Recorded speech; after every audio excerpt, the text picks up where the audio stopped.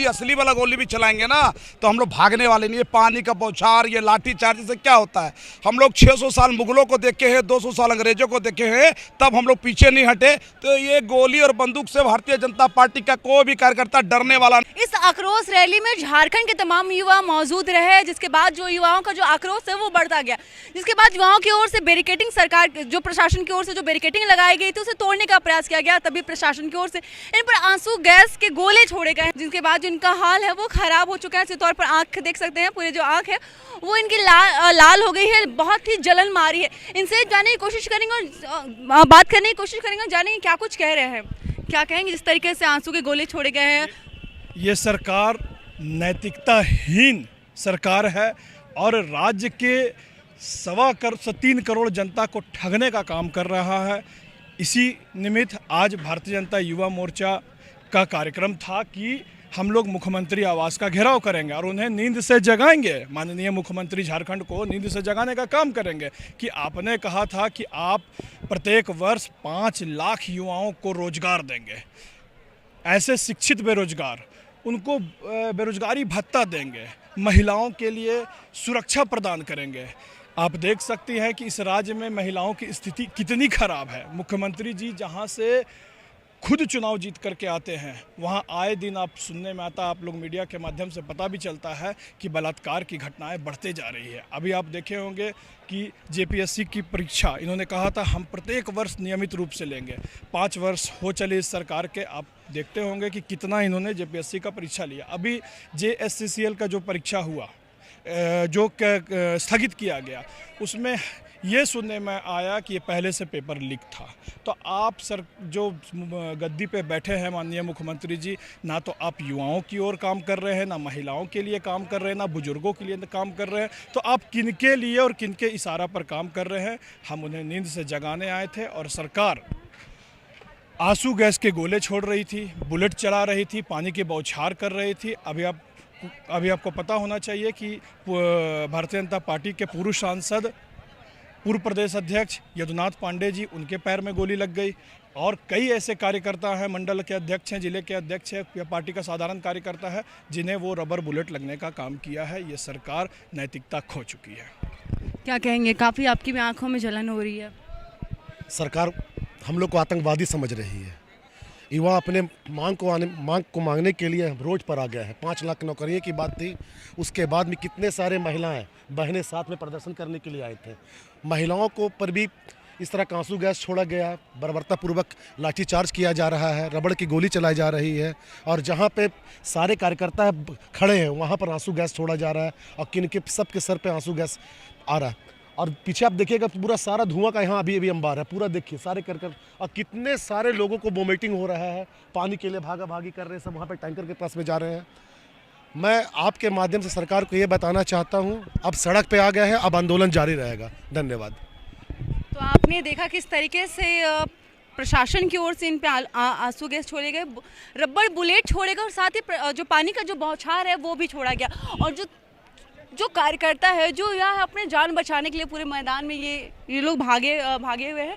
आपको बता दें कि प्रशासन की ओर से कड़ी सुरक्षा की व्यवस्था की गई है और साथ ही जो बैरिकेडिंग लगाई है उन पर कंटीले तार भी इन पर लगाए गए हैं। तो और भी कई ऐसे युवा है, कार्यकर्ता, उनसे बात करने की कोशिश करेंगे और जानेंगे कि क्या कुछ कहना चाहेंगे, क्या कहना चाहेंगे इस आक्रोश रैली के लिए। हम लोग बिल्कुल लोकतांत्रिक तरीके से जो है प्रोटेस्ट कर रहे थे। पहले पानी का बौछार किया गया, उस पानी में केमिकल मिलाया हुआ था, काफ़ी ज़्यादा हम लोग के आँखों में जलन हो रहा है। हमारे पूर्व प्रदेश अध्यक्ष युवा मोर्चा के किशले जी, उन्होंने फिर पानी दिया, अब कुछ राहत है।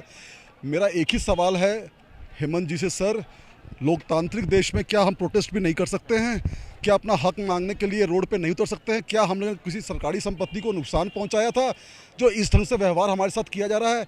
अगर इतनी स्ट्रिक्टनेस आप लोग बांग्लादेशियों के खिलाफ अगर अपनाए होते तो आज हमारे राज्य की डेमोग्राफी की ये स्थिति नहीं होती।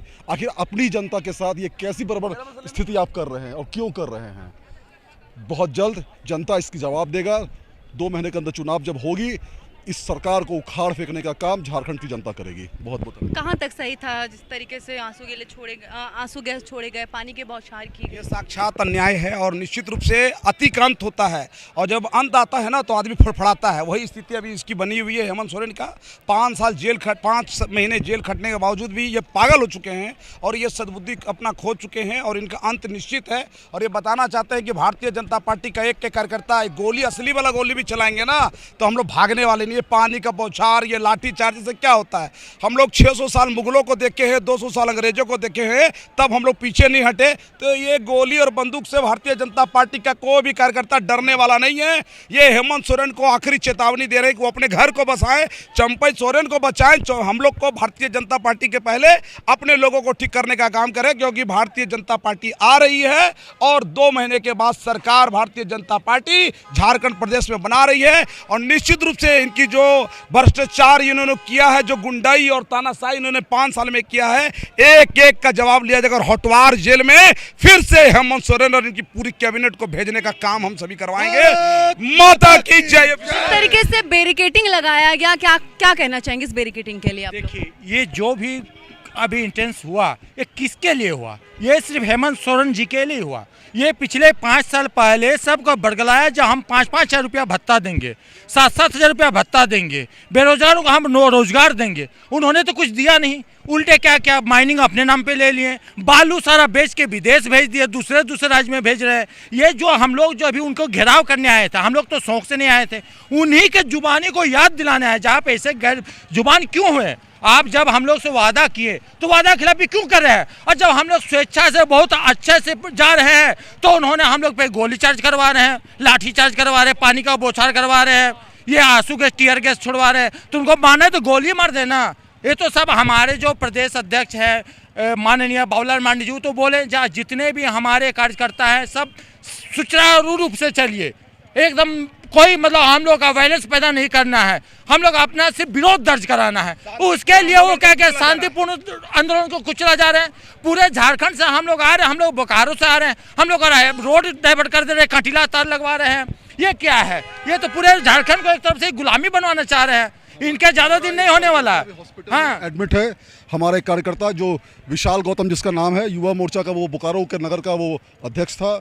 उसके पैर पर आंसू गैस का एक गोला जाकर फटा है। मुझे लगता है कम से कम 5 से 6 स्टिच उसके पैरों में लगेगी।